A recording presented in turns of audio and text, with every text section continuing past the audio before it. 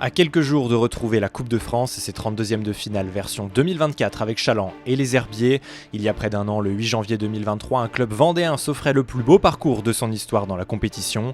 Affiche de prestige pour La Châtaigneraie, alors pensionnaire de Régional 1, avec la réception du FC Lorient, club de Ligue 1. 5 divisions d'écart entre les Morbihanais et les joueurs de Charles Devineau qui s'inclineront finalement 6-0 dans une rencontre délocalisée au stade Henri Desgranges à La Roche-sur-Yon.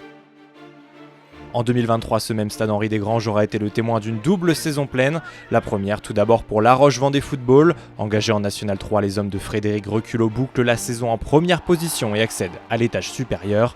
Une promotion acquise le 3 juin 2023 après un succès 4-1 face aux voisins de l'ESO, pour sa part relégué en Régional 1. Et puis Desgranges aussi théâtre d'effusion de joie quelques jours plus tôt après une saison canon pour le FC Lyonnais Rugby.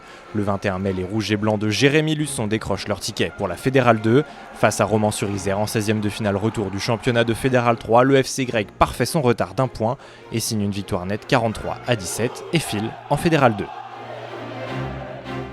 À quelques kilomètres de là, aux Herbiers, le VHF ne sera pas passé loin de connaître lui aussi une fin de saison en apothéose.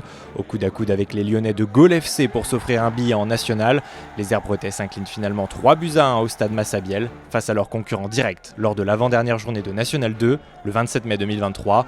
Une défaite qui privera finalement les hommes de Laurent David d'une accession en national. En terre lyonnaise, cette fois le destin aura souri aux Ogli. Engagés dans le carré final de la Division 3, les Lyonnais visaient cette montée qui leur avait échappé de peu la saison passée. Mission accomplie pour les Aigles après 2 succès face à Dijon puis d'Amary-Lélis. Le groupe de Juraj Oselka s'offre même le titre, le premier de l'histoire du club, et ce après sa victoire en finale face à Lyon, 3-1, le 8 mai 2023.